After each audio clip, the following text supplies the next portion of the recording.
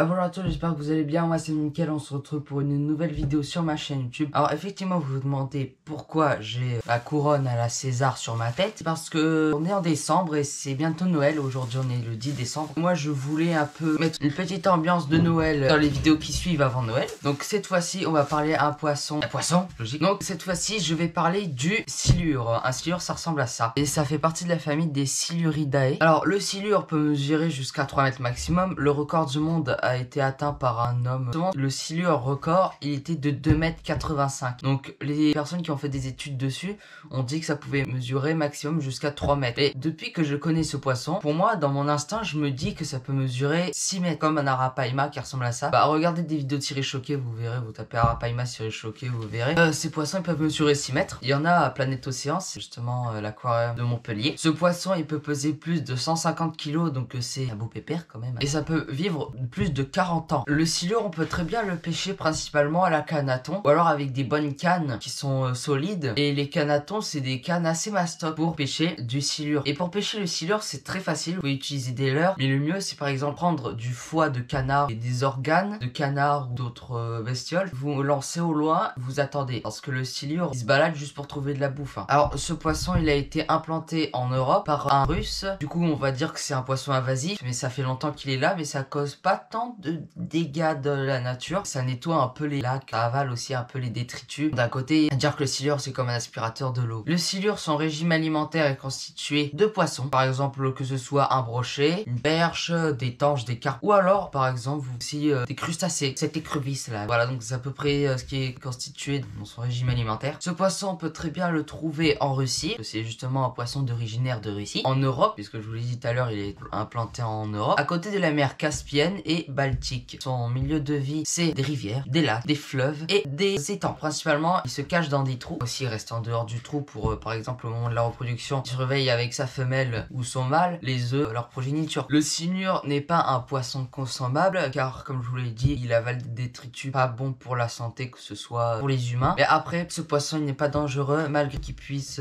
mesurer jusqu'à 3 mètres. C'est pas un poisson qui va chercher à vous avaler, car il est omnivore, vous ne l'intéressez pas. Bon, dans tous les cas, cette vidéo est terminée. Si elle vous aura plu, n'hésitez pas à vous abonner, partager, mettez la cloche de notification, abonnez-vous, mettez des pouces bleus, très important. Et je vous dis ciao tout le monde pour de prochaines vidéos.